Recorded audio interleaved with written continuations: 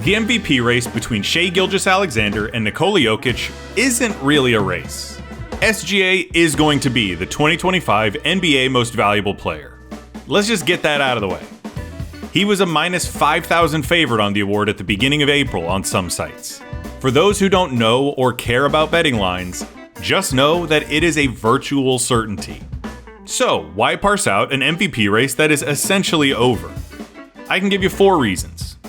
1, because we haven't had an MVP race between 2 candidates this worthy of the award since the days of Larry Bird and Magic Johnson.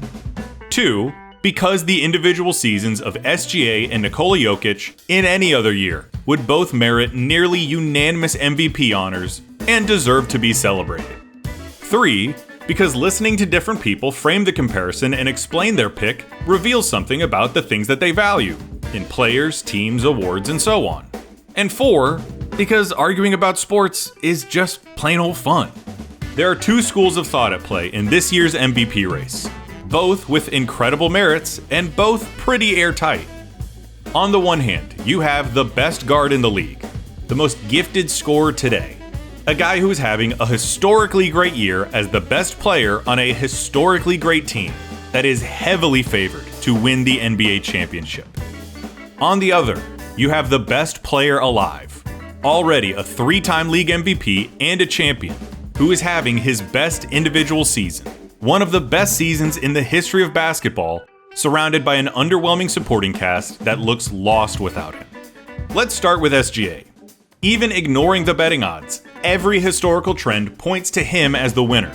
He is the NBA's premier bucket getter. There's no one as good at putting the ball in the hoop. He's knocking on the door of 33 points a night, a mark that would put him somewhere in the top 30 of the all-time highest scoring averages for a season, bumping shoulders with Harden, Jordan, and the Iceman. The 26-year-old is a smooth operator, someone who would deserve to be the baby-faced assassin if the moniker wasn't taken already.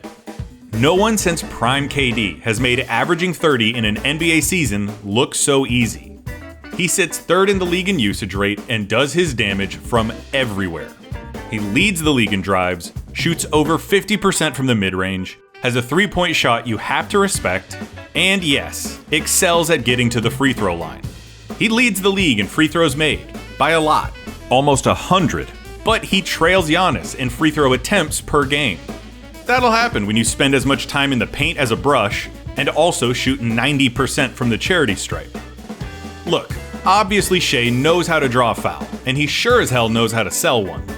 It's been a point of contention for fans, opposing players, even coaches all year long. The dude feasts at the line, but it's a little overblown, and to call him a free throw merchant is to disregard all the other things he does. And that I will not abide.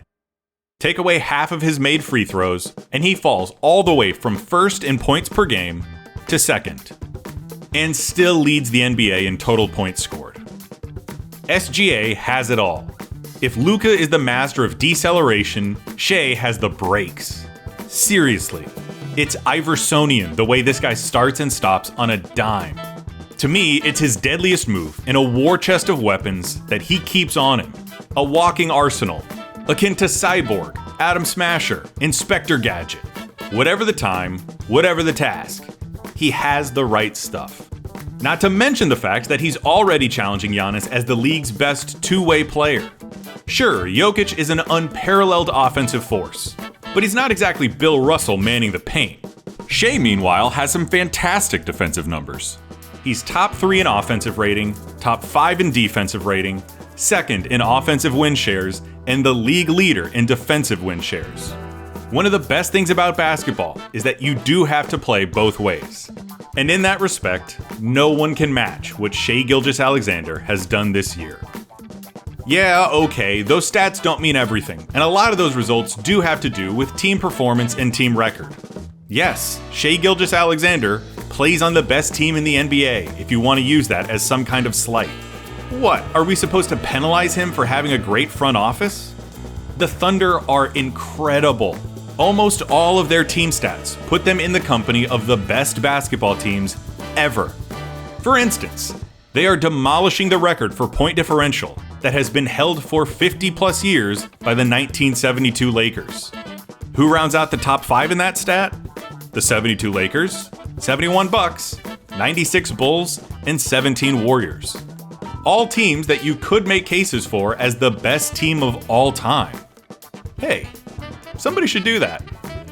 This is the best thing in basketball. A young, hungry team that is tired of waiting its turn.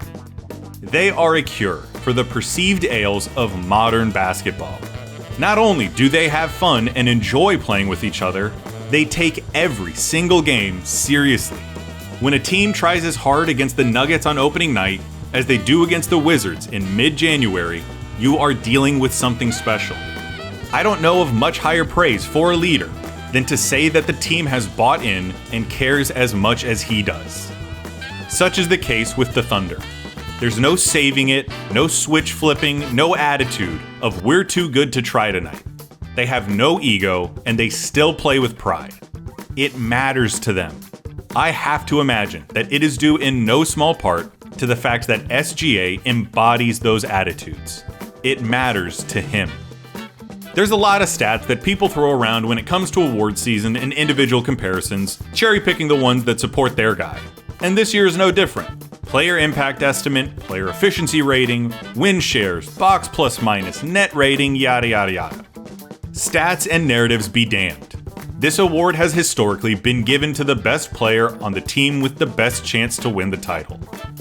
This team could do something that the combined forces of Kevin Durant, Russell Westbrook, Serge Ibaka, and for a brief time, James Harden couldn't do. Bring an NBA title to Oklahoma City.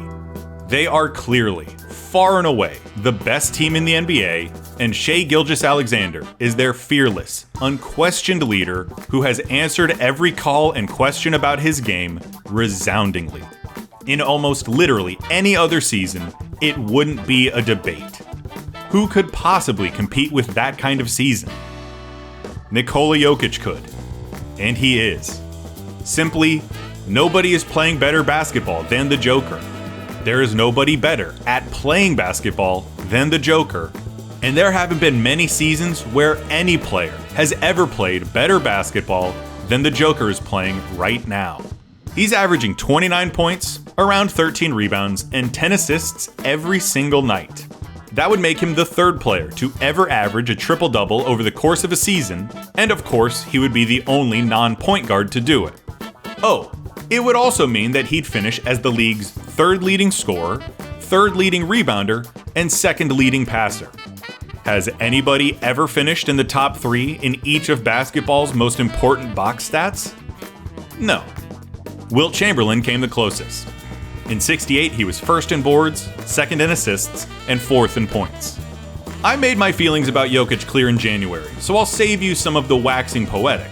But he's also holding down the number 1 offensive rating in the league, finished second in steals per game, shoots over 40% on threes. It has posted some of the most outlandish, unbelievable box scores in living memory. Keeping in mind that this list is not all-inclusive. In December, he set a career high with 56 points against Washington, and the very next night followed it up with 48, 14, and 8. Against Sacramento in January, he slapped up 35, 22, and 17. In March, he threw up 31, 21, and 22, the first 30-20-20 game in NBA history. And on April 1st, less than 2 weeks before the end of the season, he played 52 minutes in double overtime against the Timberwolves and posted 61 points, 10 rebounds, and 10 assists. A new career high in points, the most points any player has scored all season, and the highest scoring triple-double ever. Let's all say it together. Whoa. But I know, stats, really? That's what this is all about? Box scores and stat stuffing? I get it. The word historic gets tossed around a lot these days. It's true that games have rarely been so frenetic, the quality of play has never been so good, and stats have never been so easy to come by. But Jokic's case as the league's most valuable player does not rest on his stats. Those numbers are byproducts, nearly incidental. The numbers are just how we make sense of everything and give things order. I'd liken it to kind of the way that music is notated. It's there. Data points amid data points that give everything structure and logic. Oh, this is what's happening here, this is how this happens there. You can read it and get a pretty good idea of what it is or what it means. What's on the sheet isn't the most important thing though. Nothing compares to hearing it. Jokic is a pretty quiet, modest guy when it comes to talking about his game. His game is not quiet. It is loud. His handiwork bellows, "I am the best player alive, and no one can do what I do." Nearly every indication we've gotten from this guy is that he couldn't care less about stats and has never entered a game with a plan to drop 40. He just wants to do what's needed of him to put the team in the best position to win. This year, more has been needed from him than ever before, and he has responded. Maybe no player bears more responsibility, has more of a bearing on the outcome of their team's games. He's the guy who makes it all work, and has inherited the long-held crown from LeBron as the guy who makes everyone around him better. I mean, he sort of turned Russell Westbrook into a productive player for Christ's sake. You know, as much as anyone can. Yeah. The Joker's on-off stats are beyond the pale. There is a 20 point per 100 possession swing when he is on the floor. That's the best mark in the NBA, in case you needed me to tell you that. He's doing all the same things he did when he won his 3 other MVPs. More even. The only difference is that the team around him isn't as good. If we can't fault SGA for playing on a great team, can we penalize Jokic for his team's inconsistency? Murray's missed time, Gordon's missed time, Westbrook is Westbrook, and the bench is paper thin. Jokic has missed time too, and the Nuggets look helpless without him. Despite it all, because of his sheer brilliance, Denver competed for a top 3 spot in a loaded West without another All-Star on the roster. He's like some cutting-edge technology. Just when you think you have it figured out, that it can't get any better than this, something new happens that reshapes what you thought this reality was capable of. This is the era of Nikola Jokic, and he has just played, for individual purposes, his magnum opus.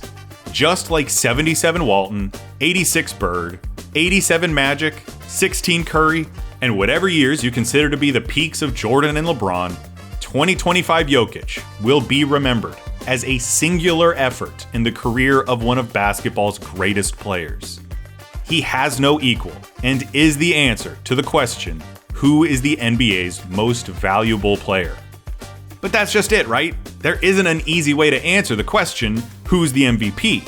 Yeah, it's called MVP, but it's not literally that. Otherwise, we'd just get a really souped up VORP stat and let ChatGPT hand it out. It's also not an award for the league's best player. Otherwise, LeBron would have had 15? This is an award that has historically been given to the best player on the best team. And that's SGA. The mercurial two-way dynamo with his team in spitting distance of 70 wins, one of the best seasons an NBA team has ever had, and a player who seems ready to start writing his name into the game's history as one of its all-time greats. And still, I think I'd go Jokic. To me, the MVP is as much an ineffable subjective exercise in whose year it was, as much as an analysis of stats, records, and rosters. I know that's a line of thinking that gets affected by media narratives, the way guys get talked about, and who gets talked about. I know it's kind of a cop-out as a way to say, I don't know man, it's just how I feel. But that is how I feel. Most of the time, the two things overlap. A dude owns the year by leading the best team. And sometimes it doesn't. There are precedents on either side of the argument, however you want to slice it. The exercise is subjective. To me, this was Jokic's year.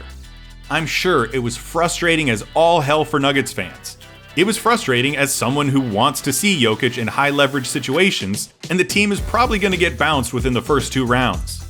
But I will remember his season more than anything else. I just don't know what more an individual is supposed to do.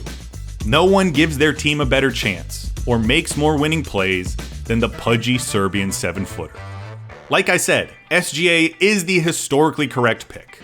If the history of this award dictates what it is supposed to be, he's it.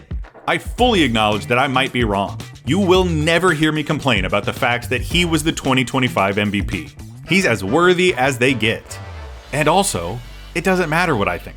I don't have a vote. But if I did, and someone asked me to defend my Jokic pick, after explaining to them everything I've already said, when we are splitting hairs at the atomic level, a knife splitting hydrogen atoms, I have seen somewhat similar seasons to what SGA put on.